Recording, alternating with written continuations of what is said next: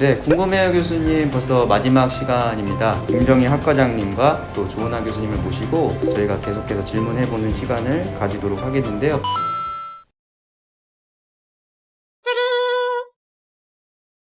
문제가 생겼을 때 말이 많아진다.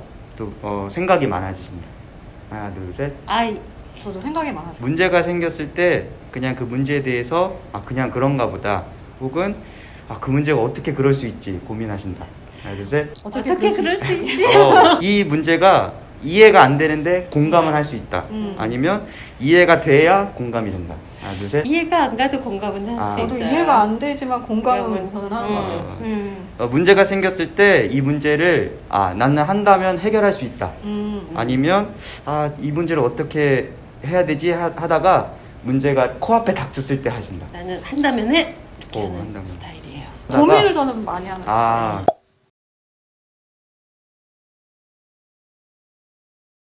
자, 다음 질문으로 그러면 이어가서요. 교수님들께서 가장 좋아하시는 성경 구절은 어디신지? 항상 기뻐하라, 쉬지 말고 기도하라, 범사에 감사하라. 이는 그리스도 예수 안에서 너희를 향하신 하나님의 뜻이니라. 네. 아멘. 이 구절을 제일 좋아하고요. 저희 집 가훈이에요.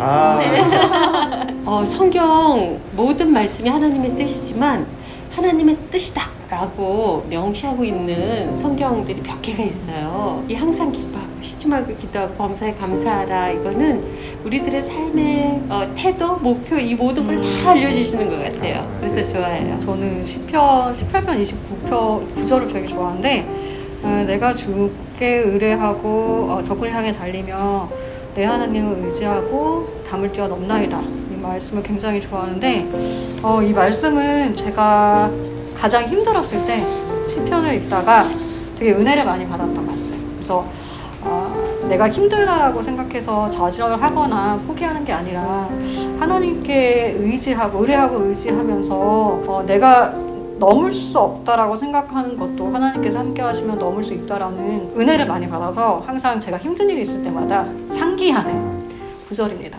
교수가 되기로 결심하신 이유하고 그 해당 전공을 이제 두 분 다 기독교 교육이시잖아요. 그거를 선택하신 이유가 혹시?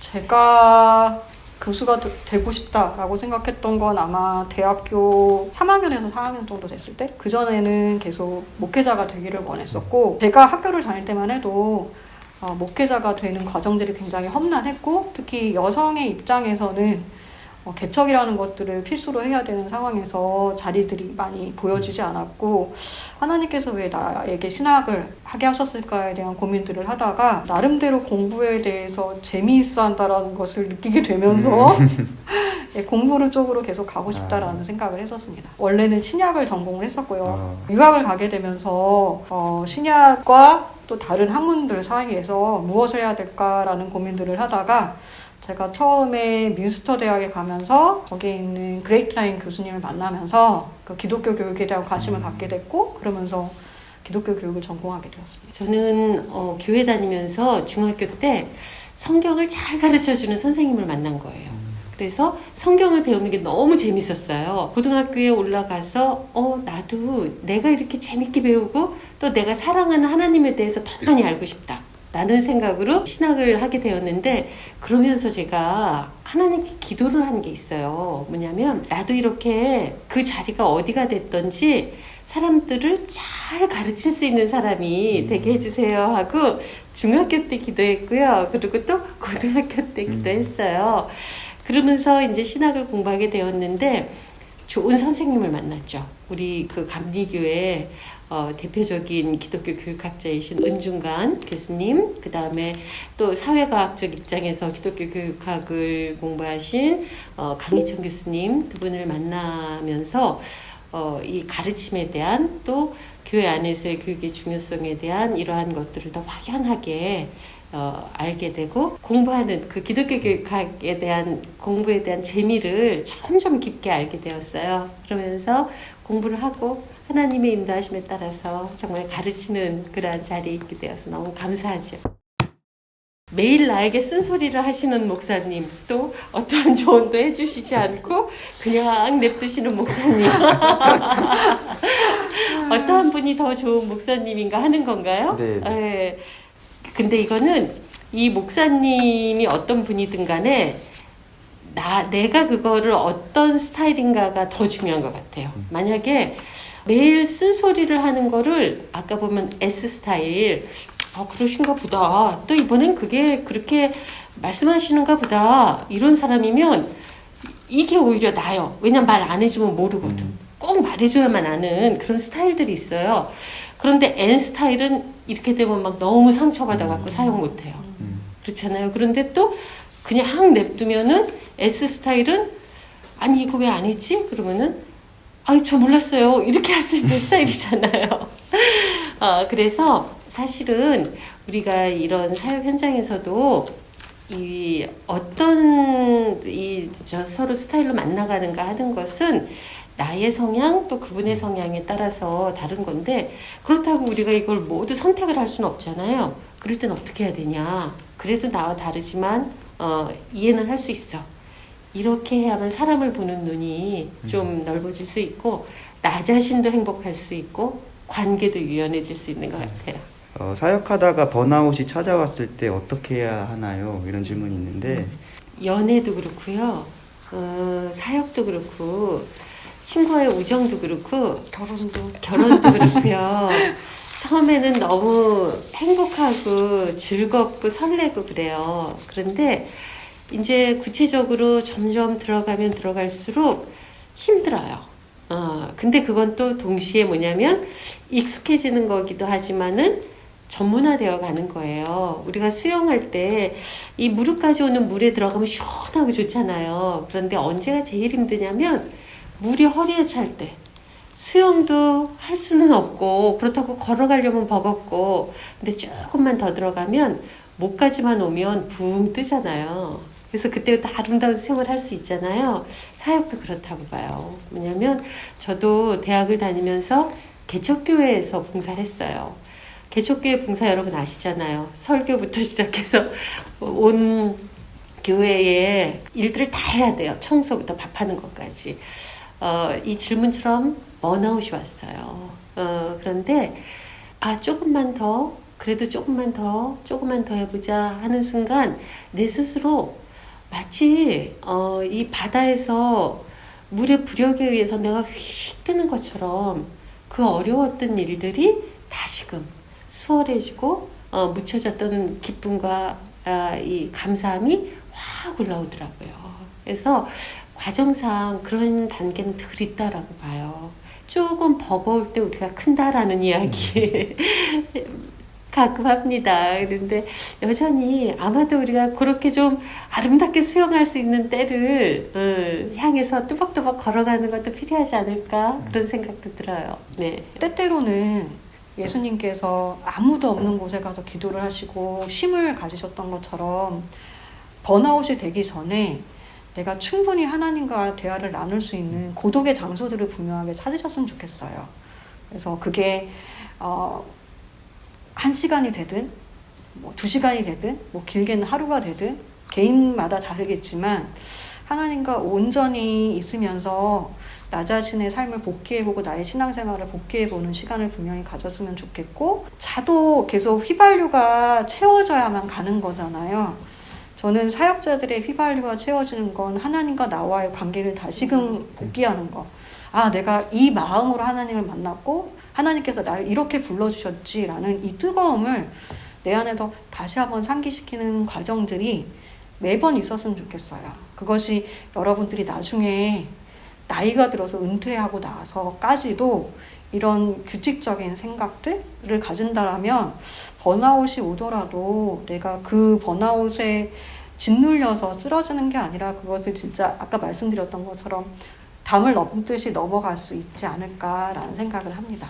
문신 있는 목회자에 대해 어떻게 생각하시나요? 네, 안 좋게 생각합니다.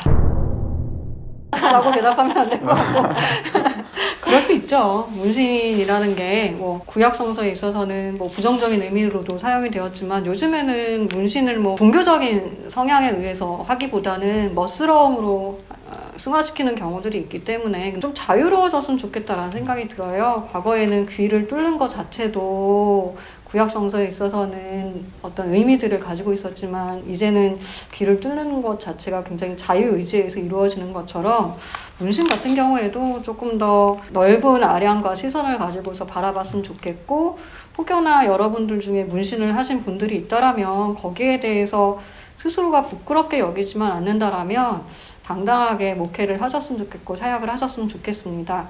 그런데 온몸을 이제 크레파스로 이렇게 도배할 필요는 없기 때문에 내가 조금 자제하고 절제하는 그런 모습들을 보이시면 좋겠고요. 제가 학부를 다닐 때 저희 동기 중에 한 분이 온몸에 칼자국이 있으셨던 좀 나이가 들어서 오신 분이 계셨어요.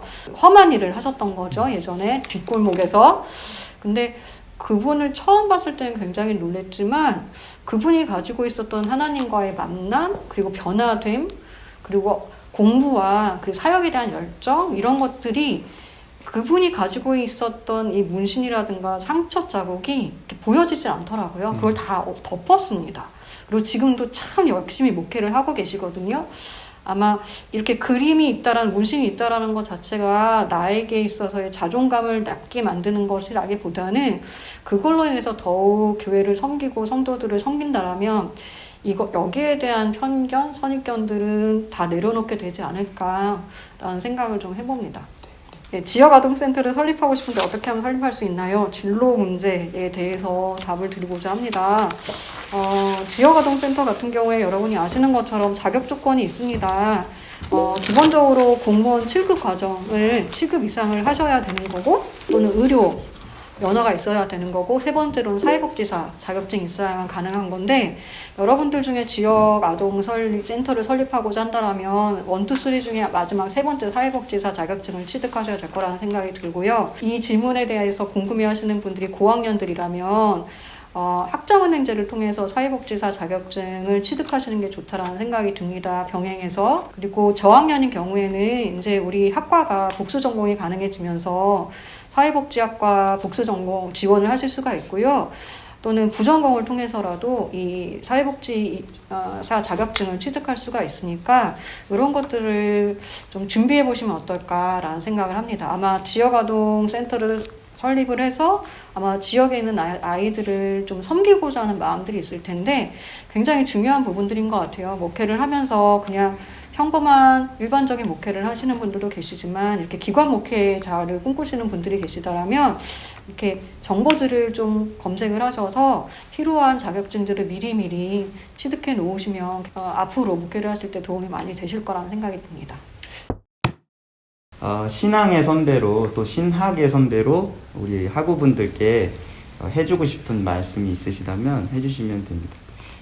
제가 여러분들하고 수업하면서도, 그리고 또 여러분들을 생각할 때에 하는 기도가 있습니다. 뭐냐면 시편 78편 70절에서 72절의 말씀, 마음의 완전함과 손의 능숙함을 지닌 자였더라 라는 그 말씀이 있잖아요. 저는 우리 이 목원 신학에서 공부하는 우리 모두가, 그리고 또 우리가 사역하면서 만나는 그러한 사람들이 여러분들의 마음의 완전함, 그거는 깊고 맑은 영성, 하나님과 우리가 관계에서 이루어지는 하나님에 대한 믿음, 사랑, 그리고 온전한 헌신, 이런 게 바로 마음의 완전함이겠죠. 그리고 이웃에 대한 사랑, 이 세계에 대한 관심, 이것이 모두 마음의 완전함입니다. 동시에 손에 능숙함을 가진 자였더라라고 기록되어진 것처럼 마음만 완전해서는 안 되죠. 우리가 손의 능숙함, 즉 전문성을 가져야 됩니다. 여러분들이 맡은 바들을 설교면 설교, 교육이면 교육, 선교면 선교, 또 상담이면 상담, 손의 능숙함을 가지고 잘 함으로써 정말 많은 사람들에게 희망의 깃발이 되고 하나님을 기쁘시게 하는 사람이 되는 마음의 완전함, 손의 능숙함이 있는 우리 사랑하는 우리 목원 신학인 모두가 되기를 제가 간절히 바라면서 또 함께 기도하도록 하겠습니다. 여러분 화이팅입니다. 우선 신앙의 선배로서 한마디를 한다는 것 자체가 굉장히 큰 무게를 가지고 있는 것 같습니다. 질문을 들으면서 저 역시도 지금까지 잘 살아오고 있는가, 신앙의 앞선 선배로서 모범을 보이고 있는가에 대해서 좀 고민들을 해보지만 여러분들에게 해주고 싶은 말은 이거인 것 같아요. 신앙생활을 하고 여러분들이 앞으로 사역자로 살아가고 목회자로 살아가면서 늘 좋은 일만이 있는 것 같지는 않습니다. 엘리야처럼 하나님의 일을 함에도 불구하고 힘들어서 하나님께 호소할 때도 있고 우울해할 때도 있고 절망할 때도 분명하게 있을 거라고 생각합니다. 그런데 하나님께서 엘리야를 끝까지 잡으시고 까마귀를 보내 그들을 먹였던 것처럼 그것이 나 혼자 겪는 것이 아니라 하나님께서 그러한 우리들의 모습을 알고 계시다는 것, 거기에 대한 위로, 그리고 그 위안, 그리고 감사함, 그것들을 우리 마음에 품고 산다라면 여러분께서 앞으로 귀한 주님의 종이 되는 데에 부끄럽지 않을 거라고 저는 믿어 의심치 않습니다. 여러분께서 앞으로 걸어가는 신앙의 발자취들 가운데 주님께서 함께 하시고 주님의 축복이, 주님의 은혜가, 주님의 은총이 함께 하시길 기도합니다. 감사합니다. 지금까지 궁금해요 교수님 재밌는 시간을 보냈습니다. 교수님들께 궁금했던 것, 또 알지 못했던 교수님들의 이야기를 나눌 수 있어서 참 좋았던 시간이었던 것 같고요. 하루속히 코로나가 종식되어서 학교에서 얼른 만날 수 있었으면 좋겠습니다. 다 같이 우리 인사하고 마치도록 하겠습니다. 다 같이 시작! 안녕! 여러분 사랑해요. 감사합니다.